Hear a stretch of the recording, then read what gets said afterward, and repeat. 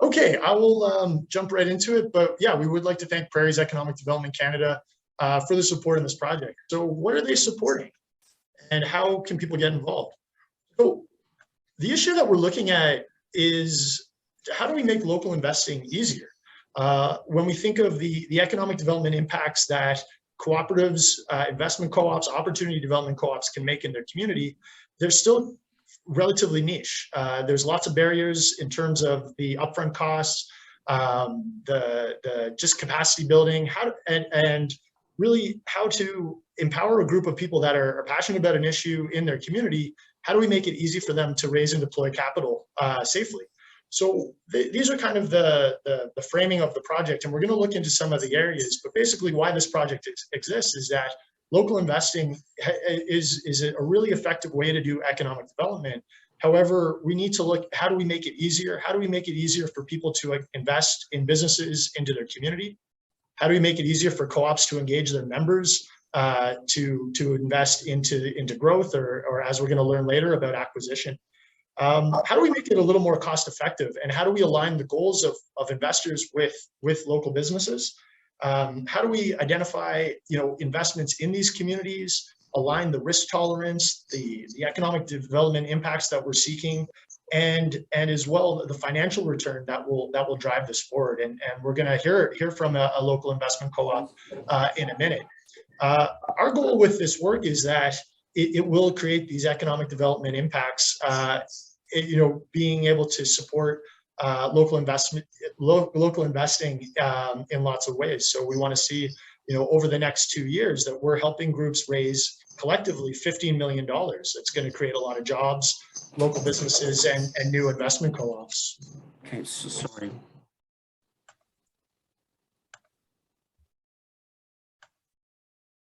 Yeah.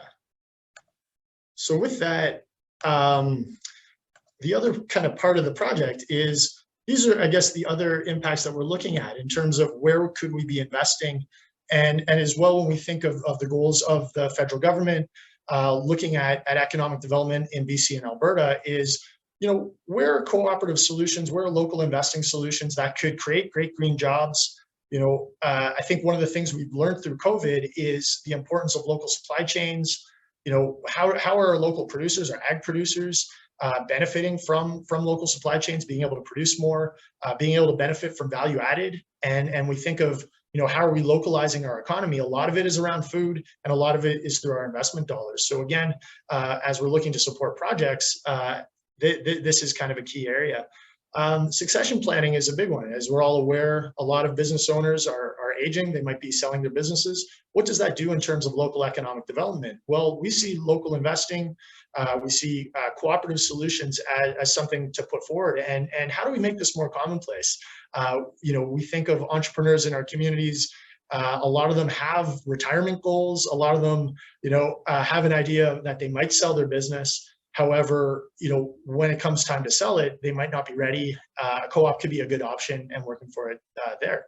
Lastly, as our economy kind of grows and changes and diversifies, is where's the opportunity for local technology? Where are cooperatives solving problems around last mile solutions, around delivery, around logistics? And could that be owned by the people who are creating this technology and benefiting from it? And so I think this is a really exciting piece of local investing, and an opportunity for entrepreneurs in BC and Alberta to have access to local capital to fund investments in technology. So again, this is a very broad overview of kind of why this project exists. We think local investing is a great tool for economic development. These are some of the areas we'd like to see more growth in. Yeah, in terms of, sorry about that. Some of the areas we're looking at of what actually we'd be doing in the project. So first, and I imagine a lot of you on this call, is that you're working in local investing, and we would like to provide some direct support to groups that are raising capital to help incubate your process, connect you with resources, subject matter experts, and as well look at some of the development pathways that might make this more effective. So that's kind of a key piece. Our goal is to develop some case studies, some precedents, some new strategies based on the work that you're doing. So much of the local investing space, I think of a lot of people on this call, Dan Oler, in particular, a lot of his work has been replicated across Canada. I think this kind of cooperative approach is really key, and if we can build more case studies, more examples, it really raises the profile of these types of solutions. And I think that's a really exciting part of this project, is that people like the people on this call are going to be active in changing the way that private capital drives economic development in your community. So we want to be able to share that as well. The second piece that's a kind of a key part or pillar of this project is we're developing an investment management software. And again, that'll be a tool for groups that are raising capital, so selling shares to acquire a business or grow a business, and to help just make that more efficient. A lot of the groups that are raising capital are volunteers. They're passionate about their community, but there's an administrative burden. So we feel if we can develop some software solutions, it'll make it easier for them to do what they do best. Just connect with their community, find opportunities, raise capital, be good stewards of economic development. Lastly, the two areas is shared services. I mentioned off the hop, one of the barriers we see to local investing is the cost. The cost of the legal fees, compliance, marketing, so many things. But could we aggregate those costs, get a volume discount, as well as find what are the specialized services that maybe we need to develop on our own to be able to be more effective in this space. So basically a cooperative solution to incubating more cooperatives.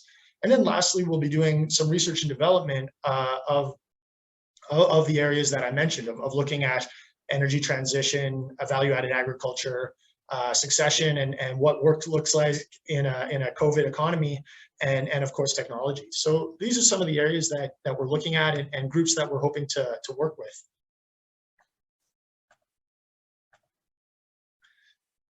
Yeah, so how to get involved in the project. So this, as I mentioned, we have supports to work with groups, and I'll share a little bit kind of about our intake and assessment or outreach, or just how to get involved. This is the first of hopefully many opportunities to meet with groups that could be involved in this work. But essentially, these are a lot of the groups that we would like to support as they're raising capital in the next 6 to 18 months. Definitely a focus on existing opportunity development co-ops and investment co-ops. But other types of cooperatives that might be looking to grow through acquisition, address a succession challenge, invest in energy transition, all these aspects.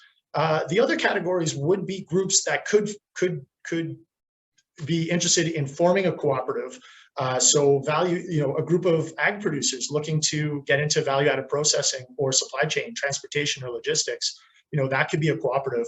About a year ago, I helped to incubate a marketing co-op for wedding vendors. So we do all ends of the spectrum. So, but definitely around value added.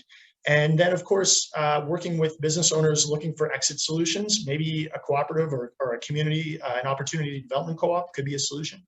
And investors looking to invest directly into their community.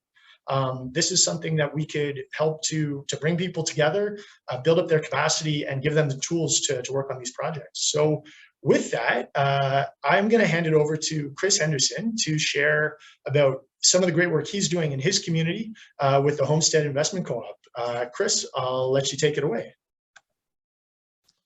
Sure. Thank you very much, Seth. I don't have a deck or anything to show you, but I thought I would just talk about what we're doing.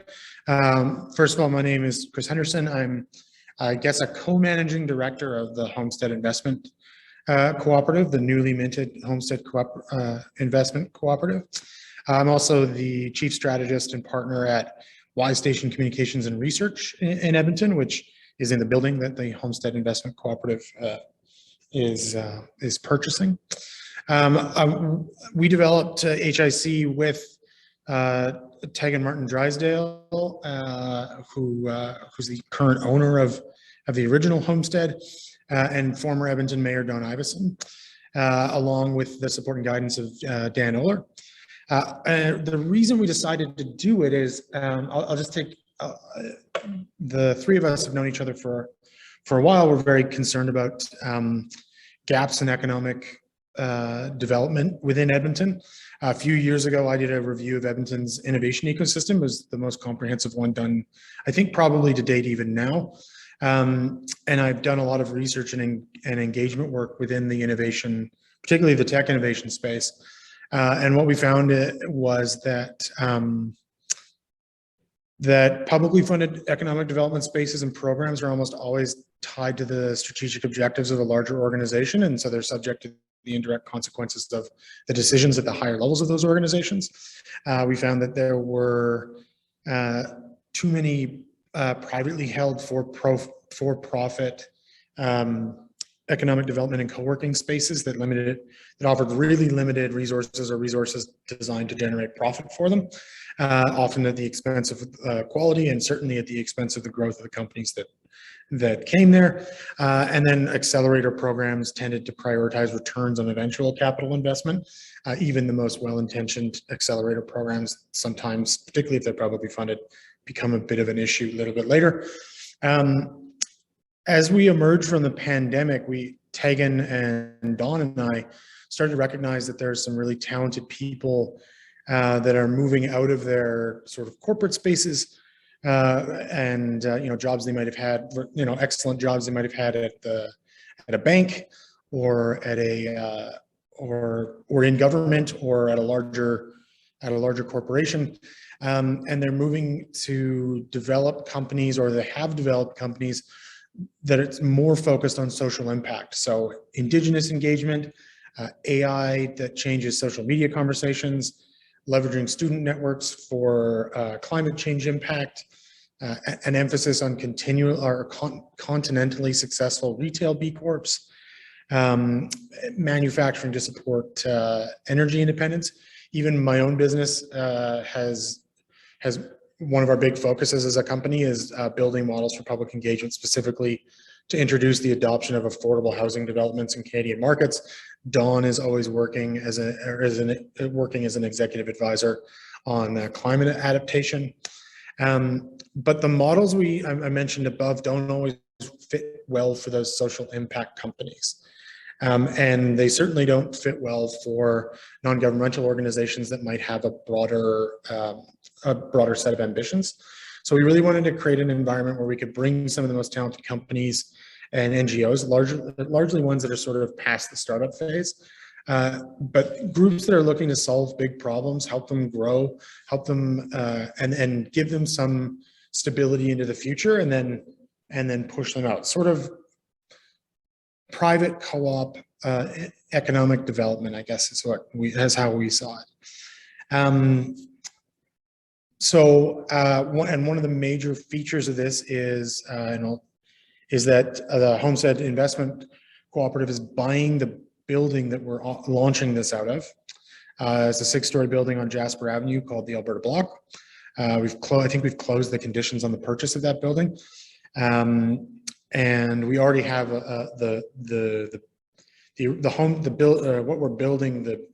we're building this business is on top of an existing co-working space and transitioning it from a co-working space to a mentorship and collaboration service, essentially. So we're recruiting as many of these social impact clients as we can, both for-profit companies as well as NGOs. And the expectation is they become members of the co-op. And the expectation is that if you are a member of the space, you're contributing to other people's businesses by providing either mentorship or valuable professional development. And that's something everybody in the space needs to be able to contribute to one another. As well, we're trying to include vetted services like legal, accounting, and even psychological services within the service. But the point is, we're trying to people become members of the co-op, then they get the benefits of all the mentorship and collaboration with other more established companies looking to make a social impact. As well, members of the co-op will be able to buy into the real estate side of the building, which we're hoping will give them some opportunity for medium and long-term investment. that can help with some of their more audacious plans down the road, or give them dividends that they can use in the short term to blunt the cost of being in the space. Also not owning the building makes we're not paying rent, so which over the long term allows us to put more into the services that we're looking to provide those companies. And then the third part really, and this is where I think the co-op is particularly important, is we're trying to create a very strong alumni network. If the alumni are still invested in the building, that'll keep them a little bit closer. So that's why part of the that's why our focus on investment within the building is so important. And the co-op structure really helps us do that. And we want the companies that graduate out of the Homestead services and the co-working space and professional development and mentorship services to remain connected to the companies that are still in it or that are emerging into it. So that's really where we're at with that. We've got we're currently recruiting tenants. We have tenants right now. My company is one of those tenants. We've established the legal co-op entity, and we're closing conditions on the purchase of the building. I know that's a bit of a whirlwind tour around what we're trying to do, but a lot of it, the motivation for a lot of it is seeing very talented people frustrated with traditional economic development models, and we really want to keep them here. We want to keep a lot of headquarters here, even if it's work that they're doing across the globe. We want to sort of create a little bit of magic in this building and then replicate this model in other communities, focusing still on that social impact piece. So I will cease talking and hand it back over to Seth. Chris, I just see everyone, the heads are nodding, the celebration emojis, and that was amazing. I'm really excited to hear what happens next. How can people learn more about your project if you want to put anything in the chat or to connect with you? That's incredible. That's so exciting, and congratulations to you and as well to Dan for all your great work. So I put my email in the chat below. Anybody feel free to get a hold of us, and I'd be happy to set up a meeting with the other partners on this and explain a little bit more. But some of the principles of this are really viewing this from a lens of abundance, that there's room really for everyone to succeed in Edmonton.